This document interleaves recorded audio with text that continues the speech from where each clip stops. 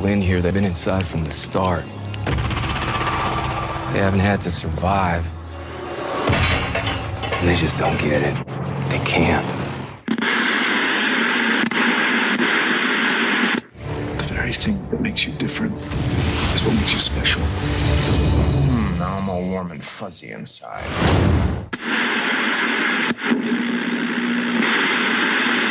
To fight for this city. To be the symbol of hope that the Arrow never was. I am the Green Arrow.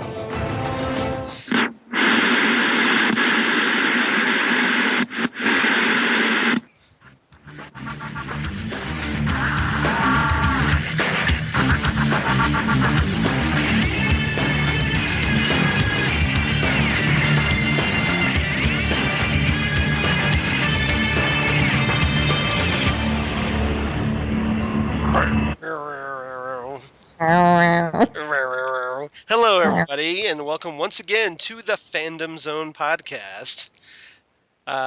Okay, so for those of you who have been following us in recent weeks, you know we're kind of toy obsessed, and we have like about 6 Funkos going rocking night right now. I got Karen to laugh while I was doing bringing up my Flash Funko figure, the regular Flash Funko figure, while the same one I have. While the Arrow quote was playing. Right. And then you countered with Flash and Arrow. Flash and Arrow, and then I brought up my Wonder Woman. And then I brought up the TV Flash. That's right. And the TV Professor Zoom.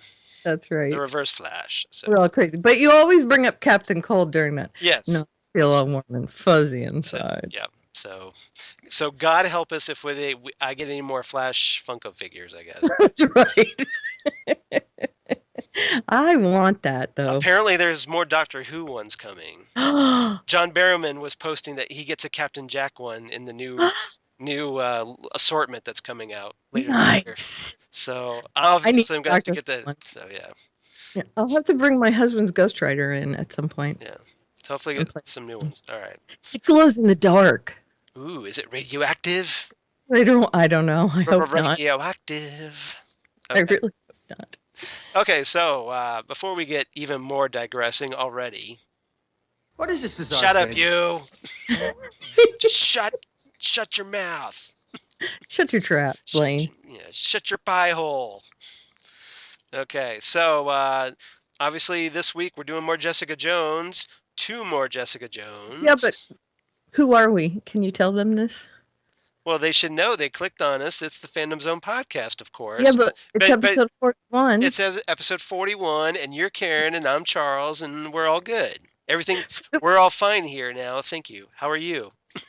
Fine. For the week ending. For the week ending, what is it? 1/8? 1/9? 9, yeah. The 9th of January 2016. 2016, yes. At I just wanted to get that out of the way. At 6:16 p.m. in the Eastern Standard Time. Well, that's what it is right now, but okay. Yes, that's true. Okay. So, hello, and I'm Karen. Hi. Yeah, hi. And that's Charles, and I'm pointing at him right now. And he says hi. Which you can't see. No, that's true. We really ought to do a blab sometime. A what? Blab. It's you can do it through your browser, and it's like Skype, but it's video, and like you can invite people to come and watch you. Just recording the video. Yeah, a video. So it'd be more like a vodcast. Right. Okay. Exactly. A video podcast, a vodcast. Right. Okay. Right. And you can have people. There's 4 slots like the Brady Bunch, and you can invite other people in, but it's moderated, so people can't just jump in. You have to invite them. And then everybody could see the Funko figures. Exactly. Okay. And I could get why they would want to see you, but you don't want to. They don't want to see me. Cut it out. Okay. Stop doing that. Cut it out. It's about both of us playing off each other. Yes. As some people have referred to as the chemistry. That's right. We share. That's right. All right. So, So yeah, 2 Jessica Jones episodes, 9 and 10. Correct. As we struggle to get these things done before the big tidal wave tsunami hit of TV shows hits. Right. We're just standing there on the beach going, let's get this done. Let's get this done. Ah! Yeah, so. And then we get wiped out, Yeah. and Flash will have to come and save us. And yeah, swoosh. Yeah. But and we also get a new episode of Supergirl this week. So we're not just talking Jessica Jones. Episode 9 from the first season. It's all Supergirl. I mean, it's all girl power all the time. It is. Now, if iZombie was back this week, that's right. that would have been like amazing because we would have had like Jessica Jones, iZombie, and Supergirl in 1 week, which would be pretty cool. It would be. It's quite a change from, say, 90s television. Mm-hmm. It would be all Bechtel-tastic. Yes. As long as they talk to each other. Because women are supposed to talk to each other and not about a guy. Not about a guy, correct. Don't discuss a guy. Right. And I don't know if Jessica Jones would pass that test. Yeah, because with Kilgrave, she's like... She's going to talk about Kilgrave or Luke. Right. Unless she talks to her annoying neighbor, Robin. Yeah.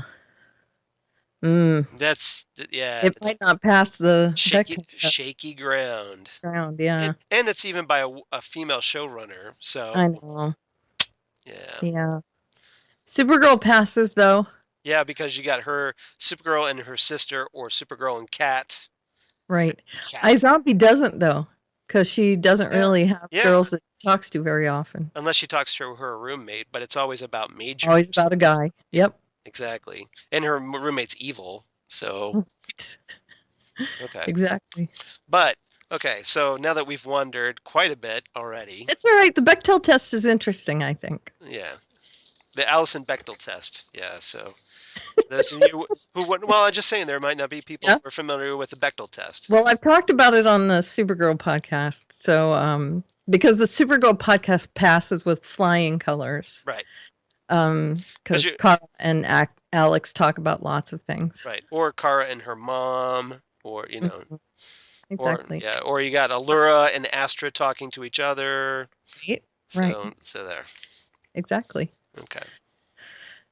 All right. So do you want to do Jessica Jones or Supergirl first? Your pick. Spin the wheel of shows. 2.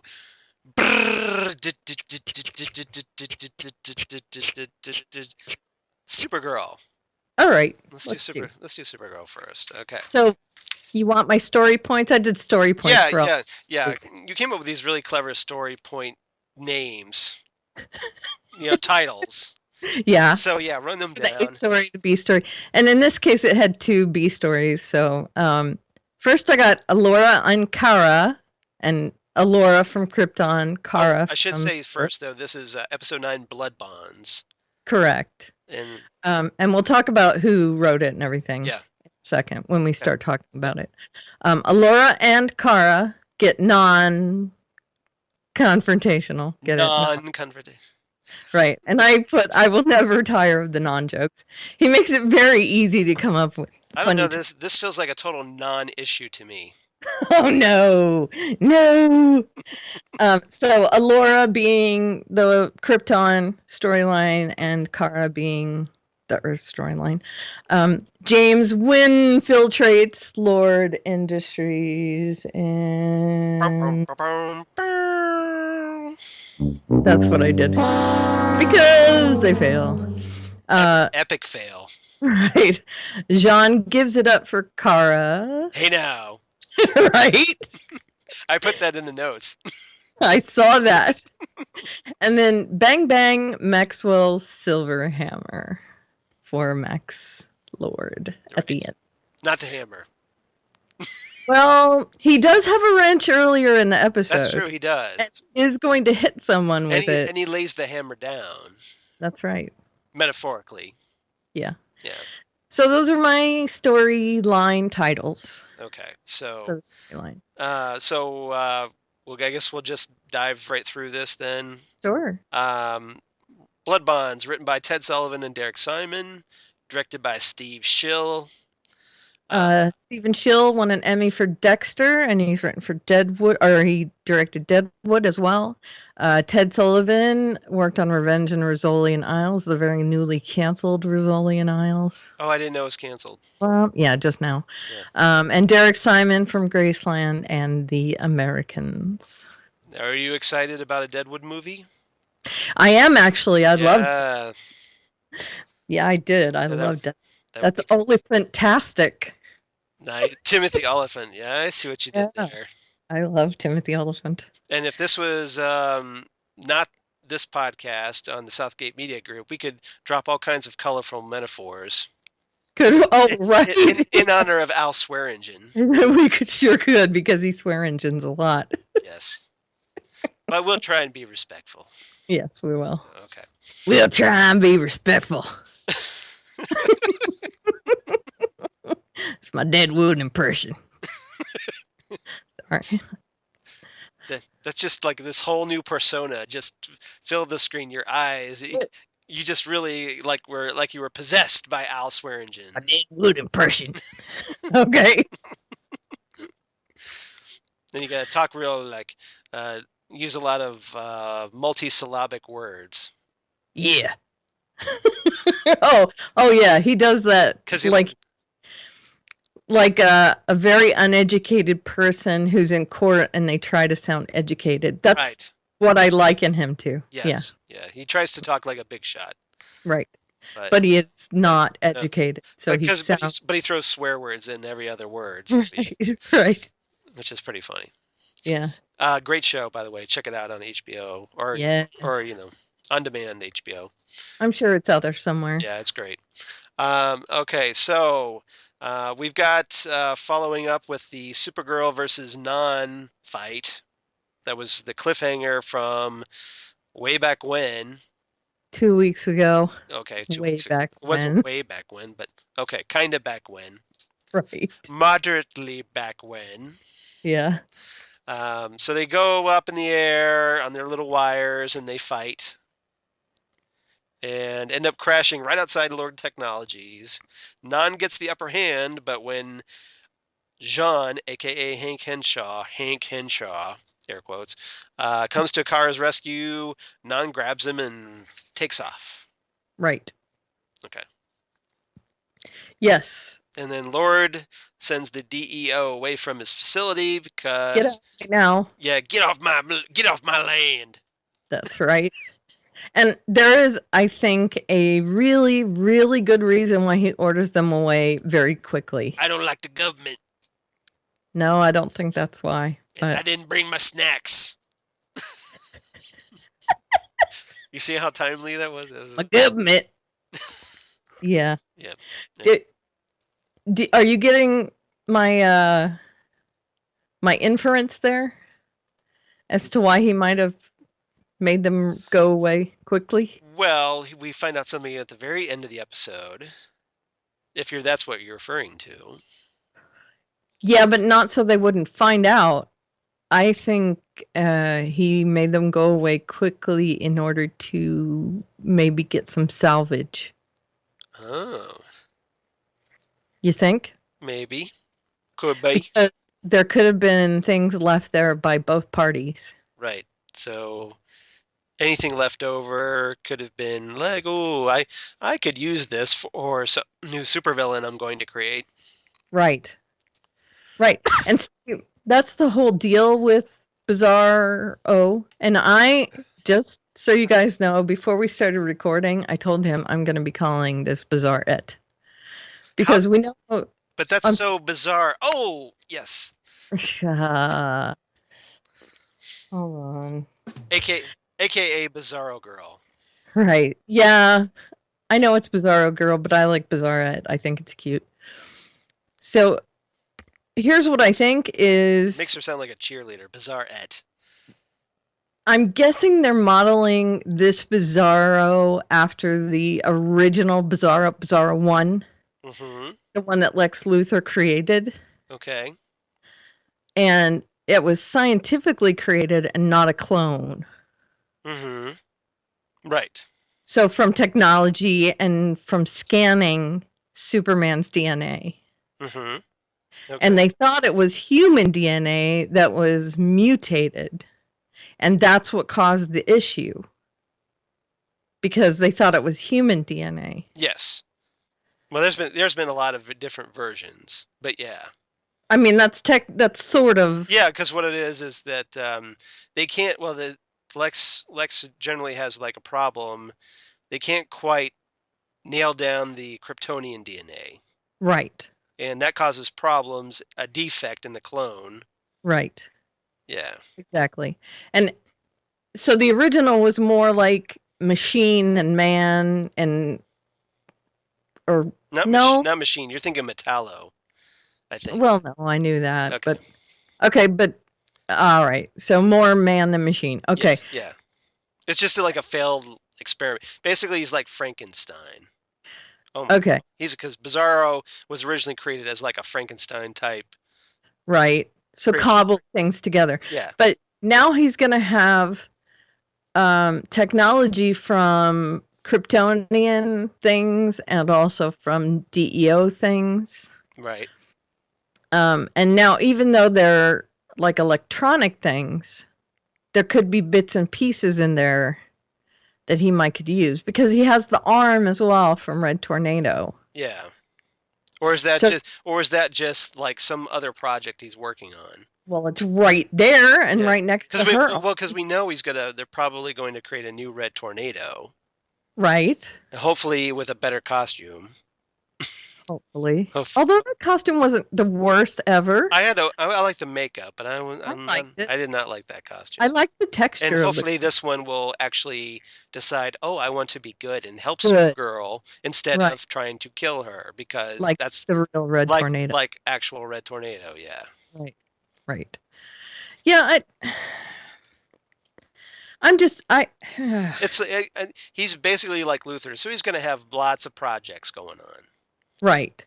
So my thinking was that perhaps he hurried them out because he wanted to get as much data from off left behind. Because he's analyzing Supergirl. He was analyzing her performance, reactions, testing her abilities. Right. And do you think that's why he tried to get them all there? I think there was something in his building that drew them there. Maybe. Well, why did they go there? Yeah. I thought it was. So you don't think it was a happy coincidence? I don't. Why did the Kryptonians go there? Yeah. Maybe I think he had something that was drawing them there, and I think he did it on purpose. Unless Max has something on the side with Non and Astra. Like some little agreement or something. Like, hey, you work with us and I'll help you take out Supergirl for you. I guess, but I don't know. Do you think that's what's going on? I don't know. Interesting. It could go either way. I don't know. I'm just throwing this suggestion out there. In my opinion, I think there was something in the building that made the Kryptonians want to go there. And it was him doing that in order to draw both sides there. Okay. So it's like Kryptonian catnip. Yeah. And he was hoping the DEO would come and Kara would come and whatever happened. If he could get them to leave some technology behind, great. Yeah. If he could analyze Kara, great. If he could analyze any of the other Kryptonians, again, great. So, whatever he got out of that whole thing. See, that's why I think Max might reach out to Non and Astra. Now, maybe. Yeah, now maybe. Let's see. We'll find out. To be continued. It's only episode 9. We got a ways to go. Right. Okay. So Non offers to trade Hank for Astra. But General Lane, Karen's favorite, General Sam Lane returns, and he's like doing the Al Haig, it's an old school reference. That's a very. I'm taking over the government. I'm in charge of the DEO during this emergency. In case you guys don't know, Yeah. President Reagan was shot, and he was just barely grazed by a bullet. Unfortunately, James Brady was severely injured in the attack, but President Reagan was not hurt very much. Way back in the olden times in the 1980s. 80s, yes. But Haig decided he was going to step up and take over while the president was incapacitated. Now, Al Haig was the Secretary of State. Right. He wasn't even wasn't even third in secession. No.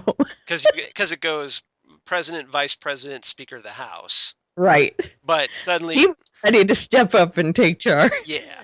And it became kind of a joke during that time. So So there's your history lesson for today, kids. Yeah, that was funny. Didn't they call him a pig? Al Haig is a pig or something like that. I don't know. Posters up all over the place. I was living here at the time in the DC area, so it was kind of a joke. But all right. Sorry. That's all right. So General Lane decides he's in charge instead of, even though Hank left Alex as acting director. Which was interesting, I thought. Because you're the only other character we have in the DEO. That's not an extra. So I guess you're my second in command. Exactly. Right? Yes. That's what it feels like. Oh, and since you know my secret now, so I guess you're my second in command. Mm-hmm. But General Lane refuses, tortures Astra for Nan's location, and then immediately proceeds to walk straight into Nan's trap. Correct. Oh! And it was some sort of kryptonite truth serum-y stuff, I guess. Whatever it was. It wasn't straight kryptonite or she'd be dead, I'm assuming. Yeah, it's a kryptonite chaser, I guess. Yeah. I don't know. And it was unfortunate that Kara and Alex witnessed it, but I also think that's going to make her look more sympathetic later on in case they want to turn her into a if they're going for the world of New Krypton, in case they want to make her into the Allura character. Now, I'd like to know where they're getting all this kryptonite from. Right? I mean, was it like this big, huge meteor swarm like on Smallville, where it coated the entire area? Batman has it. Yeah, Batman. Well, Batman has everything. Right. Because he's Batman. Right. So, doesn't Batman keep a bunch of kryptonite? Well, he has a kryptonite ring. Yeah, so that he can beat up Superman if he has. Yeah. And Ted Kord, I think, has some too. Well, it depends on the continuity, but yeah. Yeah. Depends on your canon of the day. Oh, is it the Maxwell Lord continuity? Well, if we go with Maxwell Lord continuity, then presumably he's under the control of a machine, the Construct. Right. So wouldn't that be awesome? I would love it if they introduced the Construct. But yeah. Okay. So anyway, it's old school again from the 80s. Justice League International. We're really dating ourselves this episode. Geffen. Keith Giffen. Giffen? Yeah, Giffen, yeah. Geffen is David Geffen from I thought I said Giffen. You said Geffen, I thought. I could be wrong. Okay, moving on. Okay, sorry. So meanwhile, in the unfinished Office of Solitude, I tried to set you up for that. Yeah. So Kara finds James recovering from Max's torture. Because he got all torture-fied. Yeah. From the or what did you call it in the Winfiltrates? Yeah, Winfiltrates. The Winfiltration. Yeah, they didn't learn anything from trying to go and plant the horrible bug on the computer that was completely implausible. Yeah, it's basically like Win plus James equals horrible plan. Right. This is the second time they've done this. Right. Remember they were trying last time to plant this chip or whatever. A magnetic chip into a computer, but we went through all that last time. Go back to our previous episode for that rant. Right. Because it was a good one. Yeah, but this time they were doing it longer distance, and Wynn definitely couldn't really see what's happening over that distance, even though he really could. Yeah. And he shut off lasers that showed up, even though lasers can't show up like that. And then You should really be a technical advisor on that show. I should be. Anybody's got to do a better job. Right? I'm guessing they don't have any technical advisors.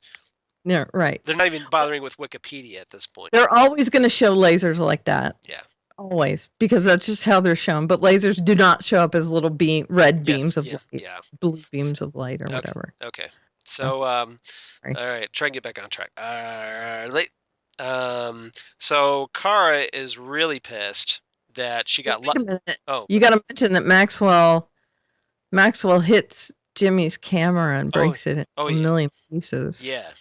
And then he says something about like the next time that'll be you or something. Next time it won't just be the camera. Oh, that's it. Yeah. Yeah. So I knew it was something like that. Mean. Yeah. It's like. And this just confirms. Excuse me. James should have went like, "Excuse me for doing my job." Right. Because it's only my job to be the reporter guy. Except he's not. He's a photographer. Yeah. But hey, whatever. He and Wynn photojournalist. I see. See where I'm going? Still, it's breaking and entering. Yes. Still, he and Wynn should have known already that he was no one to be trifled with, and this just kind of cements it. Mm-hmm. But I'm guessing they're still going to pull shenanigans. I think James is one of those people that, hey, Superman is always there to get me out of trouble, have my back. Safe. And now I've got Kara. Yeah. So therefore, I can get into danger. Yeah. Right. Yeah. Because James has to be the male Lois Lane. Right. Yeah. And I'm shaking my head. So how long is it before he starts falling out of buildings? I don't know. I don't know. Okay. He and Wynn are gonna hold hands and jump out next time.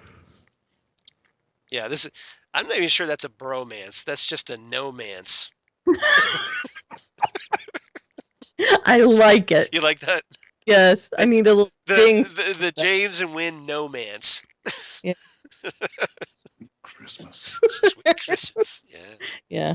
Yeah. So Kara is pissed. Yes. And pretty justifiably so. I agree. So, and she's like just not having a great day because she's got all this crap going on. She has Kat, who's calling her out as Supergirl. And she does the weirdest thing. Prove to me you're not Supergirl. Right, yeah. Yeah. How could I do that? How can I prove that's a dog head tilt. It's like saying, prove to me you're not a witch. Okay. Yeah. If she's made the same as wood. Yeah, exactly. Then she's a witch. A witch. Yeah. She's a duck. Yeah. If she weighs the same as a duck, she's made of wood, and therefore she would float. A witch, yeah. So you put her in the water, and if she floats, she's a witch, and if she sinks, she's not. And of course, if she sinks, she's dead. But in this case, it would be the same thing. She'd throw herself out the building, and if she flies, she's Supergirl, and if so Kara's feeling pressure, and she's just like, okay, I quit. Mm-hmm. So good for her. And then Kat is just like, well, you can finish out the day. Rude, right? Yeah. Yeah. Yeah. So this is the woman that Kara is putting all her, like, oh, you help me figure things out. Mm-hmm. All her, like, putting her trust in. And getting burned just about every time she does it. And trying to use as a mentor as well. But she's a horrible mentor. She really is. Yeah. I mean, she has moments, but every time she has a moment, then she slides right back into being a jerk. Right. And we've already seen the alcoholism tendencies. Yeah. So, and that's a big deal. Yeah. In the comics for her too. So while this is going on, Kara's swearing Max is evil. He's bad, badness of bad.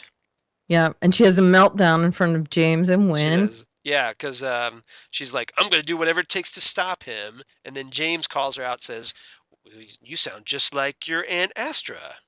Mm-hmm. And then Kara tells him, get out of my way. Yeah.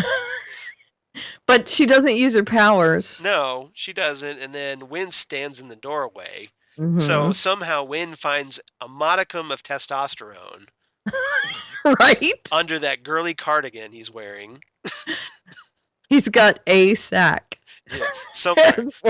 Maybe he sent away on Amazon for some, but yeah, maybe. But he got some testosterone just for a moment and stood in the doorway. Yeah. Bars her from leaving. He says, Kara, you can't go off half-cocked. Or it proves... For one sack. Yeah, exactly. Or, it proves Max is right about you. Right. And Kara says, well, I lost everything. Right. I can't help... And I can't help, Jean. I can't stop Nun. I can't salvage my relationship with Kat, or even find comfort in the memories of my mommy. Right. Because she's not what I thought she was. Right. And she stamps her little feet. Yeah. And I'm gonna take my ball and go home. Right. And then James and Wynn like, okay, listen, girl. Mm-hmm. Just sit down. Have yourself a cup of cocoa.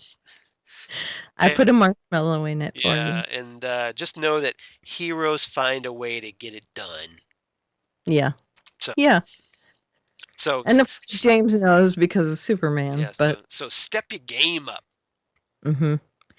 And I guess it does the trick, but for me, I still would have been like, I'm out. Yeah. Yeah. Pretty much. I'll take Laura out. Yeah. And Non with him. I'm done.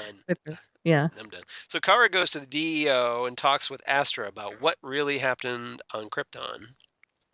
Yeah, but she starts the conversation by kind of forging a bond with her by saying, I get how you feel, because I'm at that same point. Right. And Astra, of course, is taking total advantage of this. Mm-hmm. Join me in the dark side, and we will rule the universe together as aunt and niece. Right. Exactly.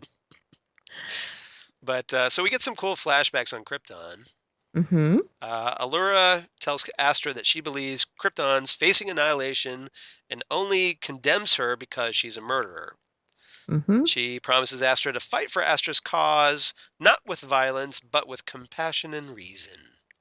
Which didn't work. No, because then she says, this is the only way to save Krypton, and then ships her sister off to Fort Ross. Correct. Which it gave us that cool graphic of like when they put people in the Phantom Zone and all that. They go zoop. Yep.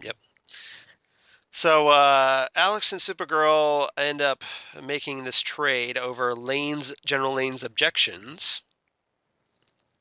And Astra orders Nun to withdraw despite his numerical advantage. Mm-hmm. Yeah. Oh, yeah. Right at the last minute, he calls in some hidden troops. Yep. And Astra decides to pull rank. I'm kind of jumping ahead here. I'm trying to. Yeah. So at the DEO. Meanwhile, back at the DEO, they kick the army out. I'm kind of digging that. Yeah. I hope you are too. You like the meanwhile. I hope everybody else out there is, because I love it. I think that's great. It's my. I'm totally digging it. It's better than Blaine even, and you know how much I love Blaine. I have no problem with Blaine because Blaine kind of keeps us on track. I know. He kind of tells us when we wander, like now. So Supergirl they kick the army out. Supergirl asks Henshaw what Alex meant by "you have to transform." Right. Says it out in the open, ready to give him up to everybody. Which we know, but just finds out about it. Which is kind of funny that we know, but Supergirl doesn't know. Right. So yeah. Kara overheard this with her super hearing. She says that they could have told her about, She can keep I can keep a secret. Yeah, I can keep a secret, and they're both like, nope, nope, nope, no, you can't. No, but I think she's going to prove that she can. Yeah. Look how many guys know your secret. You cannot keep a secret. The first capper, though, at the end of the episode, the first one, is when Hank, goes to bat for Kara, and in the tried and true Superman fashion. Yes. This is total. Yeah, what John does in this is a total reset of how he used to help Superman prove that, Clark Kent and Superman have to be separate people because, look, there they are. They're standing beside each other. Yeah. And everybody like Perry White or who met Lois is just like, wait, what? Yeah, exactly. What? And I love that Kat goes, now that I see you two standing next to each other, you don't look anything alike at all. Yeah. Right. Right, sure he did. I don't know if you remember, but wasn't there a time that Supergirl stood in for Superman?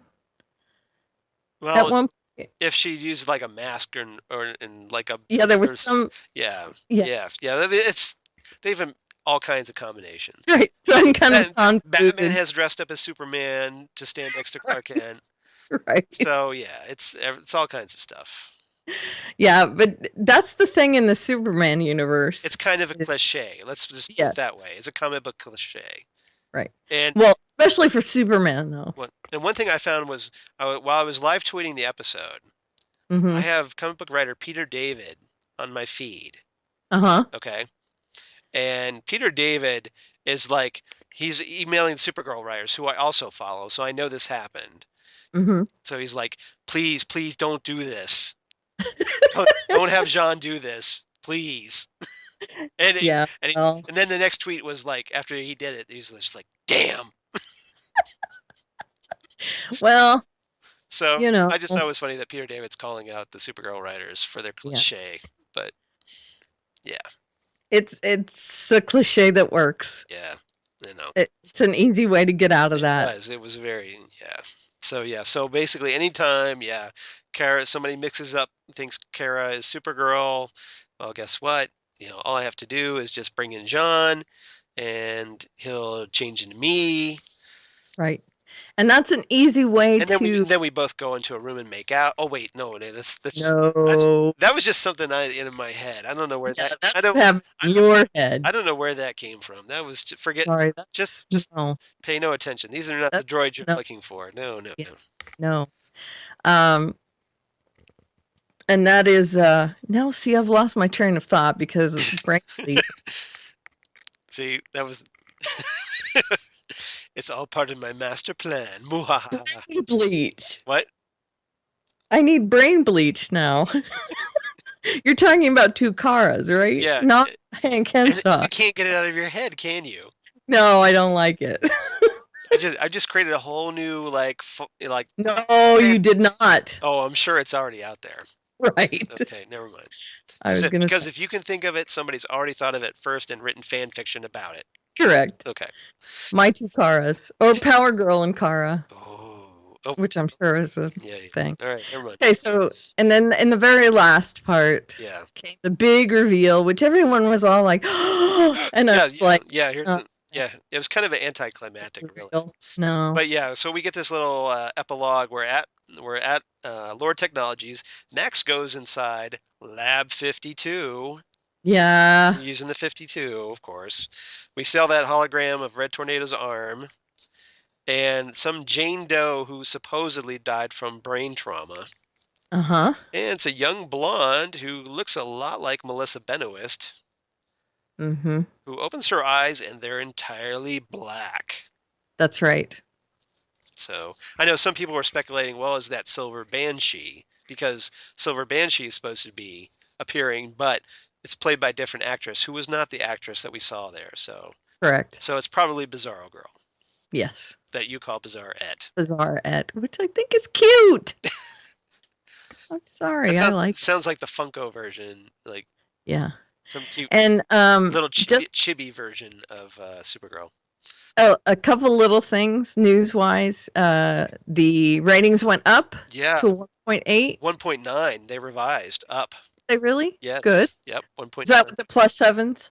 I think so. Yeah, that was like I went TV by the numbers, updated their Yeah. article the next day. Oh, good. So yeah.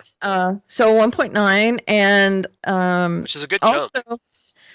The woman who plays Maxwell Lord's secretary is getting a recurring role credit upgrade. Yep.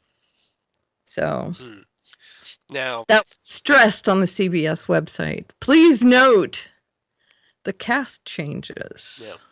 Now I think part of that I'm thinking is because there wasn't much out, and Supergirl was kind of like the first show back on the air. Right. Which was good because it got Supergirl some much needed exposure. Agreed. But the trick is going to be hanging on to that. Although The Bachelor was also on a different network. Oh, at the same time? And still got a 1.9. That's interesting. Yep. Because people like me who don't give a crap about The Bachelor. Right. And never will. Right. It was on opposite The Bachelor, and it still managed to pull 1.9. No offense if you like The Bachelor. I don't like The Bachelor. So that's it. But yeah. Join the club. Yeah. Okay. All right. So. Why still a thing? All right. So diving. More John Oliver. So what did you give this episode? Okay. 7.5 baby blanket Holocaust cloaks. Well, if all I knew we had some Holocaust cloaks, I mean, then we would have had something. Right, exactly. Because she saves Alex. Why didn't you not list that among our assets? In the first place. Yes. And what did you give it? I give this one 8 out of 10 kryptonite handcuffs. Very nice. I'm sensing a theme here. Yes. Handcuffs, two cars kissing. I mean, is that what you were looking for in this episode? Shifty eyes, shifty eyes, shifty eyes. I don't have no idea what you're talking about. Yeah. Shifty eyes, shifty eyes. Weirdo. Oh, okay. No, I have my fantasies. You have yours. Yeah. I'm usually the perv.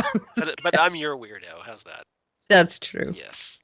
Very true. Okay, Jessica Jones. Rao help you with that, but yes.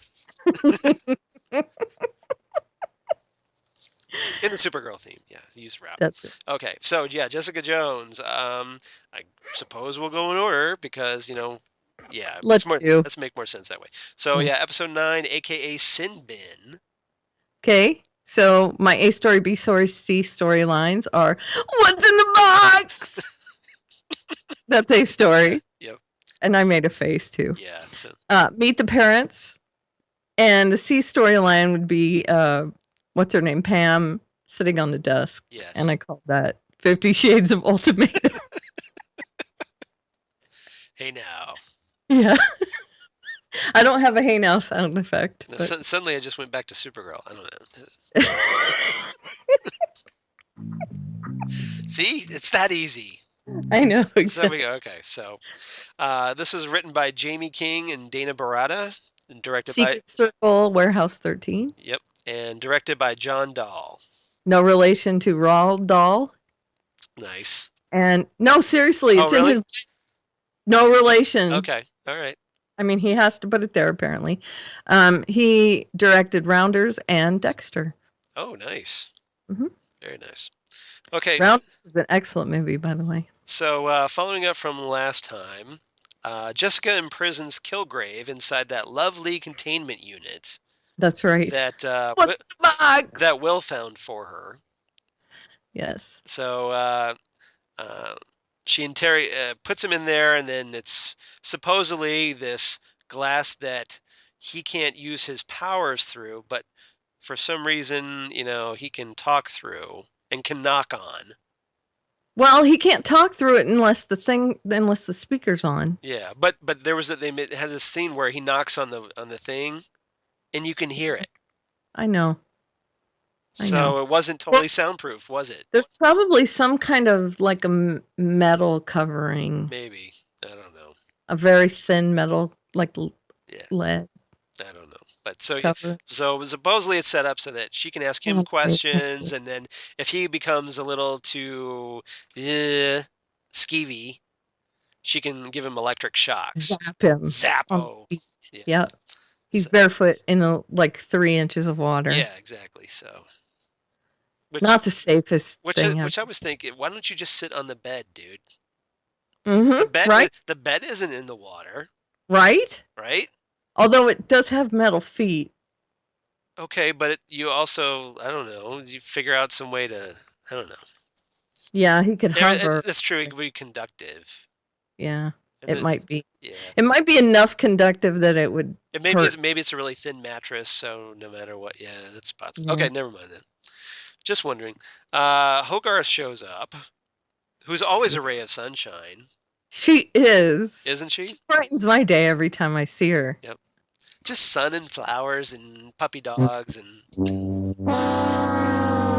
yeah, pretty much. Tells Jessica that the DA offered Hope a 15 to 20 year plea deal if she pleads guilty. Right. And that's the best deal she's going to get ever. Right. But Jessica isn't satisfied with that. No.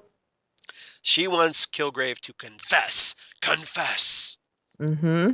And I'm going to use the soft cushions. Pointed cushions. Pointed cushions. Well, then. Yeah, I know. Yeah, but anyway. But don't they point the corner of the cushion? Yes, they point the, yes. Yeah. Stabs him. I love the bit where he stabs him with the pointy end of the cushions, and it does nothing. So, because nobody expects the Spanish Inquisition. Yeah, we're talking about Monty Python again. Yep. This is definitely a Python episode. It is. I'm wearing my Monty Python shirt. That's why. You know. You've got. Yeah. You've subliminally put all these Python thoughts in my head. I have. It's my fault. Along with the car. Oh no, I don't know why. Yeah. Anyway. Moving on. So yeah, Jessica wants this confession from Kilgrave. So she ends up talking to police detective Clemens, who is like, "You need some evidence." Mm-hmm. Yeah, he's not satisfied with the little bit of evidence. Give me some video evidence. Right. So they set up a camera, and then Jessica films herself trying to provoke Kilgrave into controlling her, but he's too savvy. He knows Kilgrave is ready for this totally.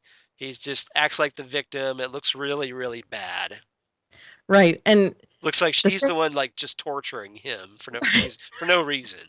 The thing that got me about that scene is when he's behind that metal stay in the wall, and he taunts her.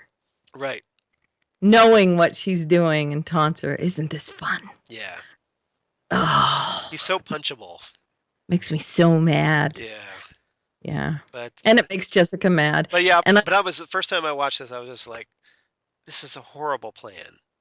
I know. It's the worst plan. It's not because Jessica has to hold back. Yeah.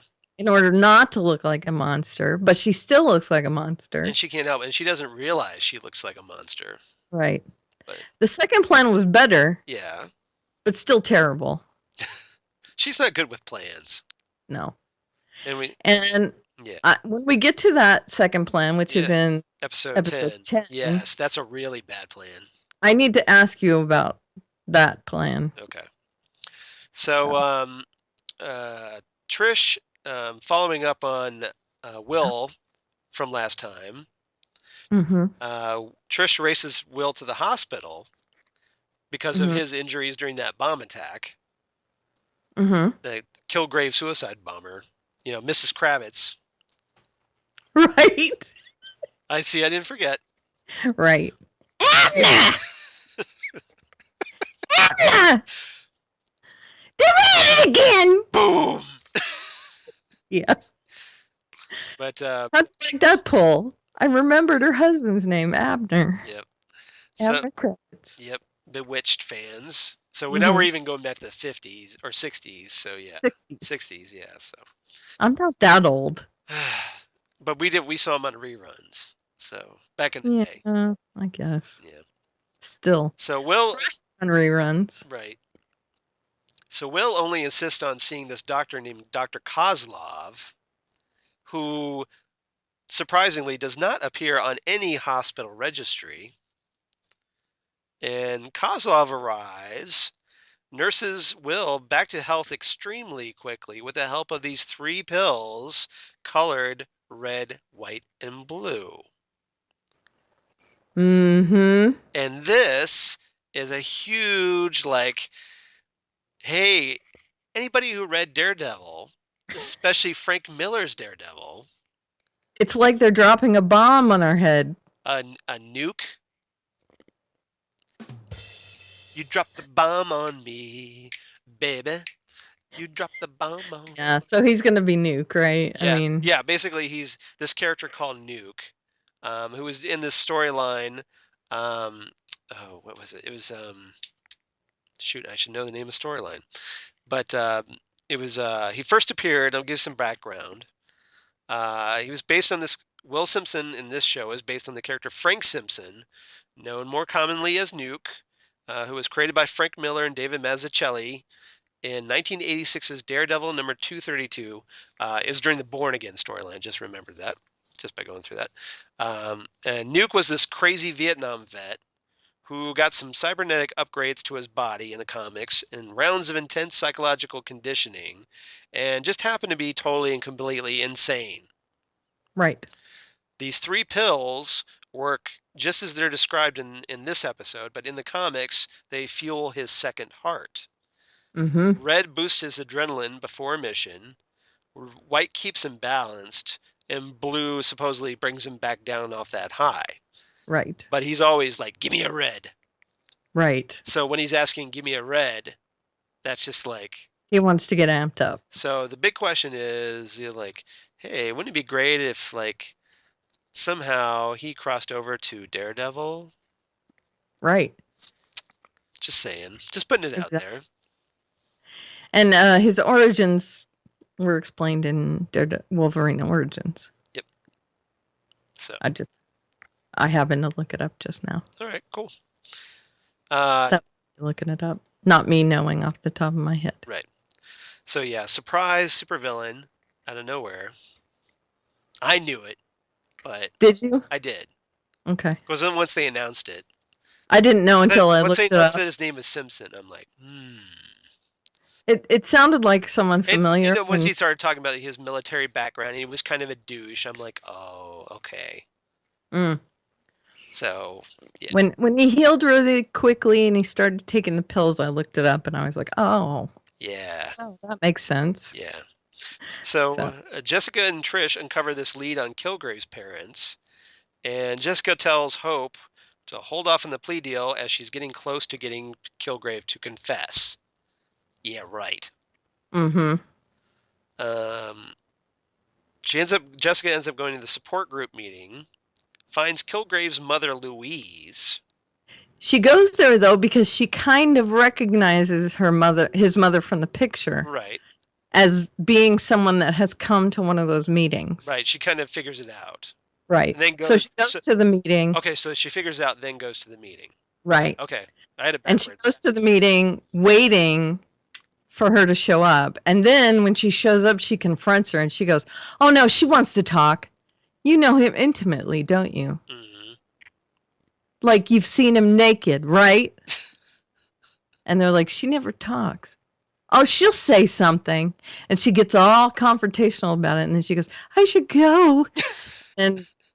And then Jessica follows her back to her house, and there we go. There's his parents. Yeah, and everybody else is just like, what just happened? What just happened? Yeah. It's very funny. Of course, we don't see the what just happened. Yeah. We see Jessica. Yeah, so Jessica demands that Louise and her husband, Albert, help her to obtain the confession because it's their responsibility. And it is their responsibility. Yes, because we find out that, guess what? These parents were pretty sucky parents. Mm-hmm. They reveal that Kilgrave was born with this neural disease that could be cured with an experimental virus. But before they could cure him, they ended up getting under his control for years, and then until they ultimately abandoned him because they were afraid of him and didn't know how to deal with him. Mm-hmm. So, thanks, Mom and Dad. I know, right? So he can't. So it's kind of bad. It's kind of bad because they really screwed him up. Right. But by the same token, you can't use that to justify, like, okay, because they screwed him up, I guess we'll just forgive all the crap he's done. Sure. It's like, yeah. I wouldn't forgive him any of the stuff he did, but it's hard for me to work up any sympathy for his parents either. No, nobody's a winner in this. No, there's no win-win. Yeah. No. I'm all for the win-win, as Pam says, but no. No. There's no win-win here. There's a lose, lose, lose all around. Yeah, there's no winners here. No. Let's see. Meanwhile, back at the containment unit, Clemens arrives after Hogarth sends him a video of Jessica attacking Kilgrave. See, told you it was going to be bad. Mm-hmm. But ends up getting cuffed to a wall while Jessica brings in Kilgrave's parents. Mm-hmm. And Kilgrave's parents attempt to console their son inside his cell, but Kilgrave orders his mom to stab herself once. So now, go ahead. I was just. How does Jessica know that she brought those scissors in? I don't know. Because the mom brings the scissors in. Yeah, unless the mom wanted to take herself out. Out of guilt. That's a good question. Well, I don't know what she wanted because she brought the scissors in and she stabs him in the shoulder. So she wanted to try and kill him. I don't know, but she stabs him in the shoulder. Yeah. That's not trying to kill him. Yeah, well, maybe she's just really bad at it. It's a horrible aim. Granted, it's the first person she's tried to stab that we know of. Still. Yes, I know. Horrible aim. Yes. Maybe she tried to go for his eye and missed. I don't know. I'm just trying to. Okay, never mind. So I don't know. But immediately she has to know that he's going to turn that around, right? I would think. So yeah, what he does. So yeah, Kilgrave orders his mom to stab herself once for each year that she abandoned him. Right. Because damn. Mm-hmm. And I don't think she gets that far. No. So she's like, stab, and then collapses. So why does she stab herself so that she dies? Why doesn't she stab herself in the leg? Or in the arm? Again, maybe she wants to take herself out. Guilt. Maybe. I don't know. So I don't. If someone ordered me to stab myself, I think I'd stab myself in the foot. Right? Well, yeah, that's true. That's your loophole. Mm-hmm. You said stab myself. You didn't say where. Right. Yeah, I would think. So, of course, this is where everything goes completely horribly wrong. Panic breaks out. Trish is there, takes a shot at Kilgrave, breaking the glass and opening everyone up to his control. So there's a big Kilgrave attempts to have his father kill himself while escaping the area. Kilgrave escapes, but then as Kilgrave escapes, Jessica realizes that, guess what? I'm immune to his control. Yeah. Although she has been for a long time. But she just made that realization. We kind of figured it out. Right. But now she's just like, game changer. It looks like since the bus hit him. Yeah. Right? Yeah. That's what she walked away from. Well, because she became immune after killing, what's her name? And she started walking away. What was her name? Reva. Reva. Yeah, she killed Reva, and then that kind of broke her out of his hold. And he tried to get her back, and he's like trying to like, hey, Jessica, you come back right now. Mm-hmm. And then he got smacked by the bus. Mm-hmm. Blammo. Right. So, okay. So from then on, she couldn't be controlled by him. Yes. The only way she could be manipulated was through other people. But she didn't know that. Right. She didn't know, but of course. Yeah. We could tell because it seemed obvious that way if you were paying attention. Wasn't doing anything he said. Yeah, exactly. Right. So what did you give this one? I gave it 9 frayed electrical cables. Now, here's my question. Mm-hmm. They tried to electrocute the thing when his parents started doing stuff in there. They tried to stop it. Yeah.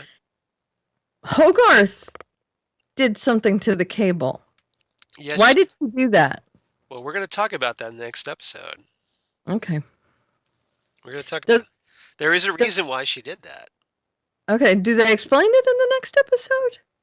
It gets pieced together. Okay. Because I didn't catch it. Yeah. They did. Yeah. We'll talk about that. Am I dense? No, you're not. No, you're not dense because it was very subtle. Okay. So no, you're not dense at all. All right. Good. Me on the other hand. But anyway. No, I'm glad if you caught it because I didn't. Yeah, I figured it. So not afraid of electrical cables. I really liked it. I give this one 8.5 out of 10 red, white, and blue pills. Give me a red. And I can almost see where this is heading. Yeah. Horribly, horribly wrong. Yeah, those red pills aren't looking good. No, they're not. So, episode 10 now, aka 1000 Cuts. And oh my, what a dark episode this is. So dark. I mean, you thought the pilot was dark. So dark. This is dark, dark, darkness of dark. Ooh. So much blood. Yes. It's so dark. It's has its own like emo Twitter account, and is listening to Sunny Day of Real Estate. It's more emo than Kylo Ren. Yes, that's what I was thinking of. Emo Kylo Ren. Makes me want to do like an emo BB-8. So don't steal my idea. BB-8 pines after R2-D2. Yeah. So Jessica Jones 110, aka 1000 Cuts. Yep. The A story, Losing Hope. B story, Doctor. Literally losing hope. Yeah. And the C story, I Want a New Drug. Yep. Those make sense? Yes, those make sense. Written by Dana Barata again. From Secret Circle Warehouse 13 again. And Michael Schraft. From The Tomorrow People and Secret Circle. And directed by Rosemary Rodriguez. The Good Wife. Ooh, okay. Mm-hmm. I'm so glad you do this research. I'm so impressed. It's just looking them up. Well, still, my point is you took the time to. Okay. And I usually try and pick the genre-specific titles that they've done. Right. If all else fails, I pick the ones that they have directed or written more episodes of. Or that they're more memorable. Correct. Yeah. I pick and choose. Right. So. Well, you do well. Thank you. Okay, this time, Albert tells Jessica that Kilgrave's powers are technically a virus. Mm-hmm. Spread through microparticles that he emits. So, ew. Right. So he's spraying little pollen. I know, it's gross, right? Spraying purple pollen everywhere. So is that the haze that Jessica sees? Purple haze all through her brain. Maybe I should have named it that instead of I Want a New Drug. Well, no, you know. So I Want a New Drug is that timeline. Yeah. Is that storyline. It's actually quite small, even though that's kind of the main storyline. It is. It drives everything. Right. It drives everything, but it's not. It doesn't permeate the entire episode. Losing Hope is more of the episode, and Doctor, as far as that goes. Yeah. But yeah, he's down in his little laboratory with Trish. Yes. For most of this episode. Because you're trying to come up with an antidote, something, and Jessica's DNA supposedly contains the secret to beating him because guess what? She's immune. Right. So why is she immune, and how can we use that against Kilgrave? Right. So he grabs a sample. Yep. And tries to come up with an antibody. Come pee into this cup. No. I think, doesn't he take a sample with the blood? Yes. Yeah, I know, but I'm just saying. Thank goodness. I was like, did I miss that? Stool sample. Ooh. I don't know. Gross. Yeah. So Jessica discovers somebody named somebody by the name of Hogarth cut the fail-safe cable on the shock box connected to the cell. Yeah, why is that? And she did that because Hogarth has decided she needs Kilgrave. And so they hook up outside and drive away. He needs a doctor, she needs a divorce. That's all. It's basically what it needs. Seriously? She She wants to him to go? use his powers to get her divorce. But wasn't she already gonna sign it? But that she doesn't want to give away 70%. Remember, Pam wants. Wow. Yes. Yes. Pam wants 70%, 75% of all her stuff. That was the only reason? Seriously? Yes, that was the only reason. Wow. Yeah. It's enough of a reason, apparently, in her mind. Oh, and so this is why they bring so basically it's like, okay, I'll let this like really dangerous like mind controlling person loose so that I can get my divorce and keep all my stuff. Wow. Yes. So now you know, and knowing is half the battle. Mind blown. I know that's not the G.I. Joe sound, but it's still a Saturday morning cartoon. Yes. So, G.I. Joe! So does that make sense? It makes sense. It's really... It's pretty so wrong. Pretty effed up, yes. But it makes sense. Yeah. Because, wow. Okay, so it's consistent with Hogarth's personality. Yeah, obviously. Wow, though. Because she's... And all the things that result from that? Yes, especially in this episode, which we'll get into. So Hogarth and Kilgrave are kind of road tripping it, just kind of like buddies in the car, and they decide, oh, let's stop by Wendy's place. Yeah. To grab a Frosty and because exactly, yeah, we'll swing through the drive-through. No, he needs a doctor for his. Give me some chicken McNuggets or something. That's the wrong place. I know. Wendy's has the square burgers. They also have better nuggets. Better nuggets, yes. And I like their Frosties. Yeah. Frosties are good. Yeah. My husband got me a vanilla one. Although I do like a McDonald's vanilla milkshake. You and my husband with vanilla milkshakes. What is that about? I dig them. I always have. So that's just me. All right. Put some flavor in there, dude. Vanilla is a flavor. Thank you. It's a base. No, it's not a base. Chocolate or strawberries. You ever have just vanilla extract or vanilla? It's a flavor. Thank you. As repayment to basically the stop by so that Kilgrave's arm can get fixed up. Right. Because he's all kind of bleeding everywhere. Right. After and they have made this deal in the car where he has said, I'll have Wendy sign your divorce agreement. Yep. So as repayment for services rendered, Kilgrave orders Wendy to take out revenge on her ex by killing her with 1,000 tiny cuts. Right. Because while they're chatting it up on the couch, she mentions. Yeah, they're all being kind of like, doctor-patient, and they talk about Hogarth and everything. And so, Kilgrave decides, well, let me help you out with this Hogarth problem. Yeah. So I changed my mind now. So Wendy's is all like slasher. That was intense. Yeah, I mean, because cutting up her face, cutting up her arms, all legs. Now, granted, these are all defensive wounds. So really, if Hogarth was smart, she could have killed Wendy at this point. Right. And gotten off because she has defensive wounds to prove it. Mm-hmm. And I don't even understand why Pam is... What's her name? Pam? Is that her name? Pam, yeah. Why is Pam going to jail for it? Not Pam from Archer. Not Pam. No. Not Pam Poovey. No. Why is she going to jail for it when she could have made the case for... Well, she was getting killed. Yes, exactly. It was self-defense. Or right. I'm protecting her, saving my... Right. But so, yeah. So Pam shows up in the nick of time to smash Wendy over the head with a vase. I don't understand why it's a go to jail thing. Yeah, Wendy's head, unfortunately, though, ricochets into the edge of a glass top table.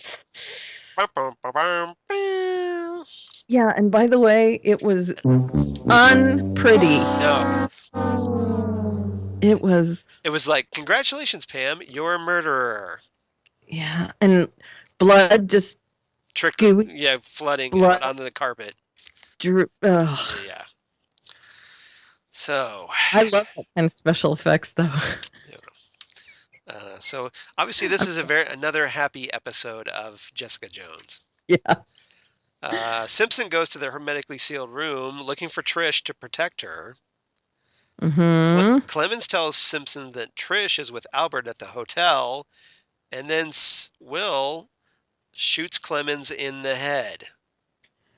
Yeah. And then and then lights the room on fire with an American flag lighter. Which is a nod to his facial paint of an American flag that he wears as Nuke. So that's a nice nod to the comics there. Yeah. I thought that was interesting. I didn't know if you caught that or not, but I did. Okay. I did. Okay. And I also saw that someone, and this is after I looked it up, by the way. Yeah. Someone had released a picture of Will Travell, the actor who plays him, with the painting of a flag on his face, and it looked really good. Ooh. So somebody did Photoshop or something? Yeah, Photoshop. Okay. If they are putting him in the next series, I can't wait. Here's hoping. Yeah, I can't. Well, so if he doesn't go to Daredevil, then maybe he'll be like Jessica Jones season 2, big bad. That could be interesting. Yeah. Okay. Which would be awesome because that means we would get Jessica Jones season 2. Hey. Yep. I'm guessing we will, though. We'll see. It got good ratings from what I understand. So even I think better than Daredevil. Better reviews than Daredevil. Better reviews than Daredevil. So Jessica intends to use Albert as bait once he's able to synthesize the Kilgrave vaccine. And Albert kind of agrees to it. He says, "Yeah, I get where she would want to use me as bait." Right. Yeah. He's logical. He's being a scientist, so yeah, he makes sense. And he's got like Axe body spray. Yes. That he puts on himself. Right. Exactly. And it probably smells really bad like Axe body spray. Yes. Don't use Axe body spray. If you use Axe body spray, stop for the love of God. Right. Douche body spray. Yeah, pretty much. What the hell's wrong with you? Stop using Axe body spray. Nobody likes it. You just think they do. They don't. If they tell you they like it, they're just being polite.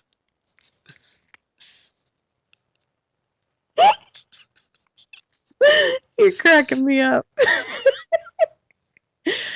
I don't think men should wear cologne at all, to be honest. My wife likes a little bit of cologne, as long as it's not overpowering. It has to be just like, a little dab here, behind the ears, on the neck or something, and then, yeah. All right. Oh, yeah. Oh, yeah. Sweet Christmas. But as long as you're clean. Yeah. So, where was I? Oh, yeah. Axe body spray. Yeah, Axe body spray. Spray nasty purple. So Kilgrave shows up to the apartment, proposes that in exchange for Albert, Kilgrave will secure Hope's freedom, which he arranged. That is a tense scene, by the way. It is. The apartment. It's like a Mexican standoff, that scene. And it's a really they dance around each other. It's a really tempting offer, but Jessica suggests an alternative and punches him. Thwack. Hard. Yes. Hard enough to knock him out. Yep. And then she ties him up and puts tape over his mouth. Well, we get a flashback scene. And this is before she punches him, though, right? Yeah, I'm kind of going out of order a little bit. Yeah. So before she punches him out, he reminds her of an 18-minute time period where he allowed his control 18 seconds. Ugh. Yeah, Kilgrave informed Jessica that for 18 seconds during her imprisonment, he allowed her to go without any mind control whatsoever. Mm-hmm. He says she chose to stay. And he shows his flashback. His flashback, while Jessica imagines herself jumping down from a rooftop and riding away on a white horse. Mm-hmm. And Kilgrave sees what Jessica's trying to do by jumping off the roof and commands her to cut her own ear off. Right. Now, obviously, she starts to do that, and he stops her. Right. And she has the scar to prove it. Yeah, so his power was still mostly intact, but she began to slip away from him a little bit. Mm-hmm. So. Yep. And I like that he says, so what are your ears for if they're not for listening to me? And she says, for listening to anyone else. And that's why he tells her to cut off her ears. Yep. Ouch. Such a tense scene. Dark episode. His memory of that is he gives her 18 seconds and she kisses him and stays with him. Yeah, which shows you how screwed up he is. Right. That is not her memory of it. And how completely disassociated from reality he is. Right. Yeah. Exactly. So. Meanwhile, everybody's least favorite character, Robin, gets together a group of Kilgrave survivors to go after Jessica. Yeah. They break in, knock Jessica out, and free Kilgrave. Oh. Yep. This is, of course, after Malcolm has confessed that he disposed of her brother's body for Jessica. Yes. So, yeah. So she's got some explaining to do. So Robin goes out there. Let's Kilgrave go, which is... Yeah. Oh. So Kilgrave gets a hold of Hope. Informs Jessica that she needs to deliver Albert, who recently finished his vaccine, to her favorite restaurant to get Hope back. Yep. He sprays himself. Yep. Yep. And they walk in. When Albert and Jessica show up, they find Kilgrave survivors strung up by their necks, ready to hang themselves as soon as Kilgrave gives the word. Right. And Hope is sitting at the table with him, not being mind controlled. No, but they're just having some wine, which is important. Right. He's only mind controlling the four that have the nooses around their neck. Right. Hope, Malcolm, and two of the others. So at this point, everybody's hoping, please kill Robin. Please kill Robin. Right. But please. But that does not happen, sadly. So in order to free Jessica up, and so that she can go after Kilgrave, Hope stabs herself with a wine glass on the table. And she's pretty much saying, I've taken myself out of the equation. Yep. He cannot use me to get to you, so now you can kill him. Yeah, go after him. So the survivors step off the counter, but Jessica saves them. Albert takes off with Kilgrave, or, Kilgrave takes off with Albert, really.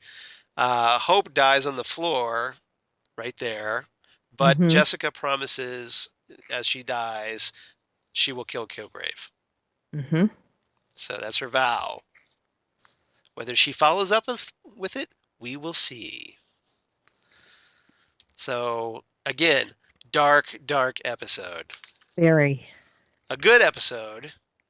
Very dark. But darkness. And also Pam, I'm sorry, we forgot to mention this little point here. Right. Pam is in an interrogation room. Hogarth goes to see her and pretty much blames her for killing the ex. Right.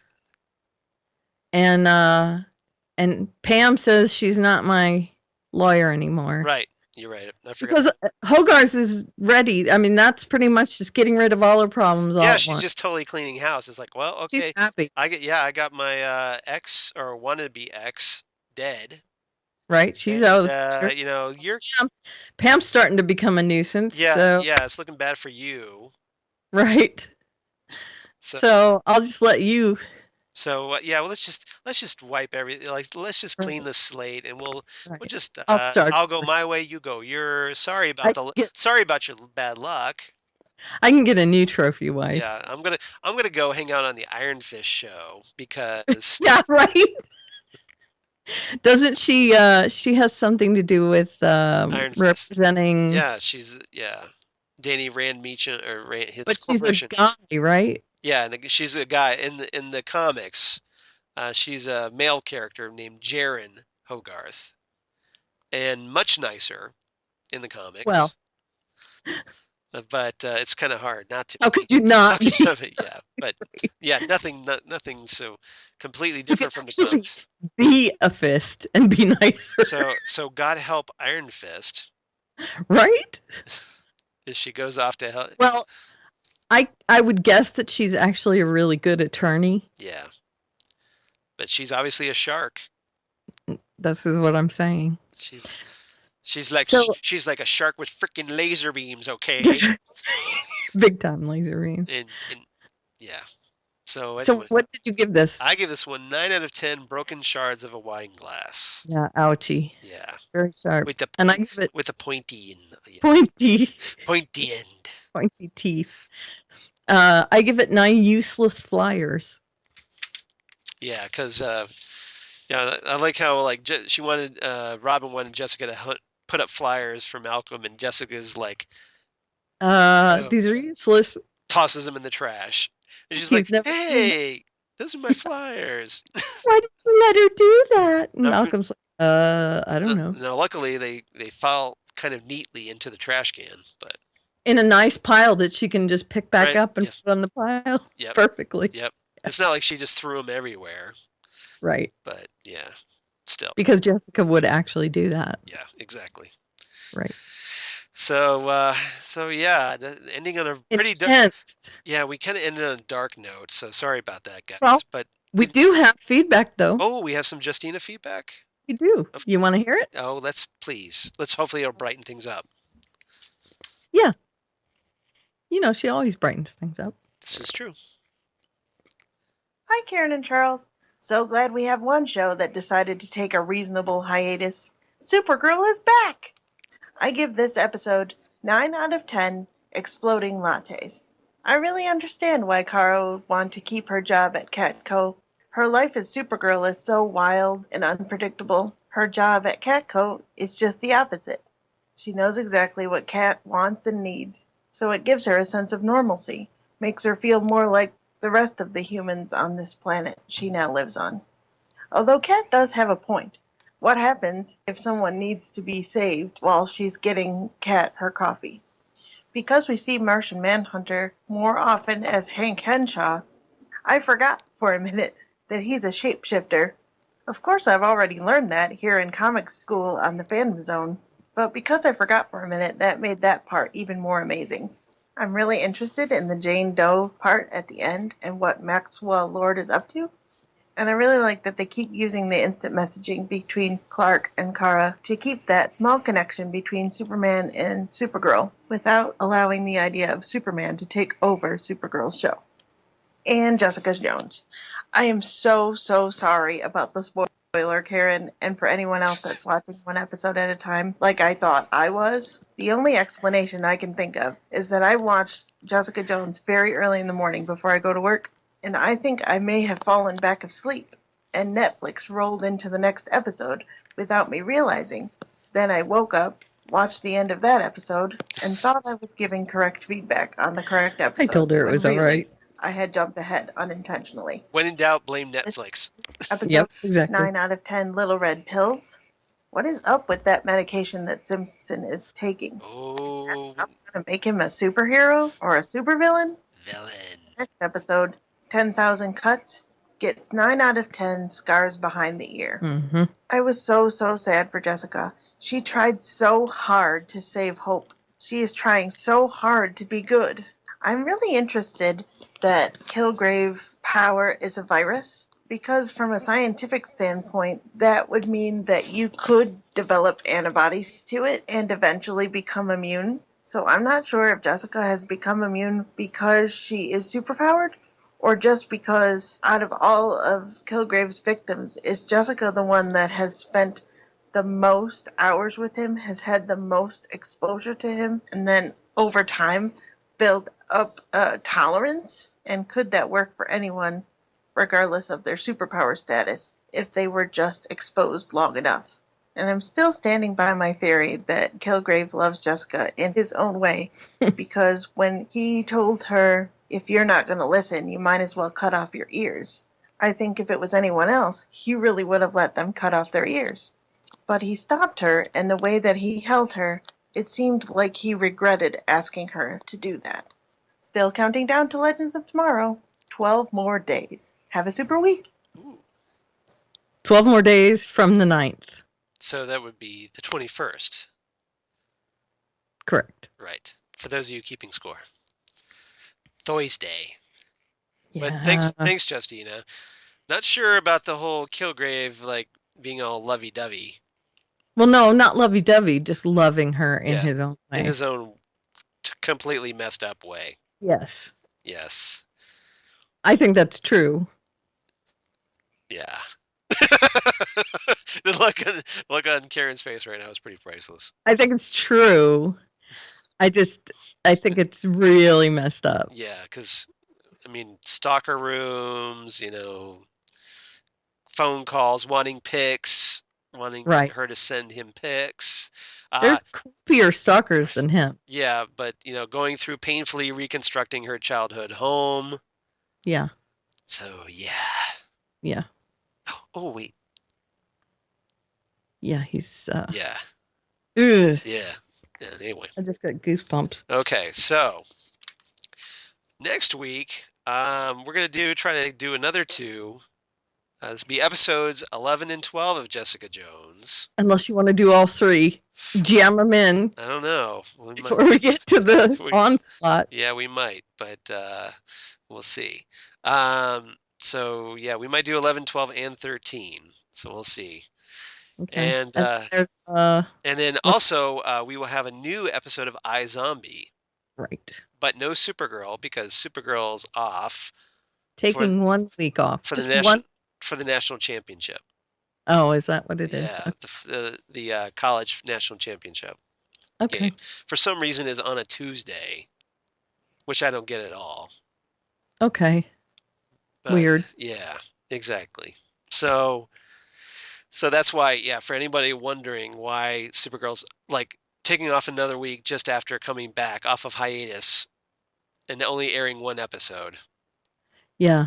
Very strange. It is very strange. But so now it has momentum, and then we're gonna another delay. Thanks. Right. Well done. But iZombie's back, so yay for that. Right. Yep. But no Flash. No Flash to go along with. No. But that's coming up along with Flash, Arrow, Legends of Tomorrow, you name it. Agents of S.H.I.E.L.D. I think. I think we should watch. Agent Carter. Agent Carter first. Yes. So yeah. So we got. All right. We will have plenty to talk about. Don't worry. Oh. We're gonna have. You don't have to sound so. You don't have to sound so defeated. No. I love that we have so much to do. It's just. There's so much to do. Yes. It's making my head spin. Yes. Oh yeah. I love this. Yep. This is the best time ever.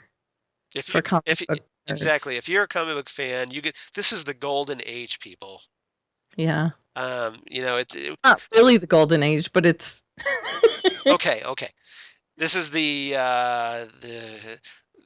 what is it? Nouveau golden age. Yeah, nouveau golden age. But yeah. Remember, it's like once upon a time, all we had was Smallville, or like if we were lucky, we had Smallville and Birds of Prey. Right. At the same time. Right. Or like you had. Or we only had the Saturday morning cartoons. Yes. Or or what have you. You had to like hunt and hope for these shows. Now they're everywhere. It's a plethora of shows. So. Mm-hmm. So we hope you'll enjoy that. Good. Yes. It's not like that. Yeah. It's not like we're just getting crap everywhere. Right. So far, I don't have much of a complaint. Yeah. I would like Supergirl to be a little bit better.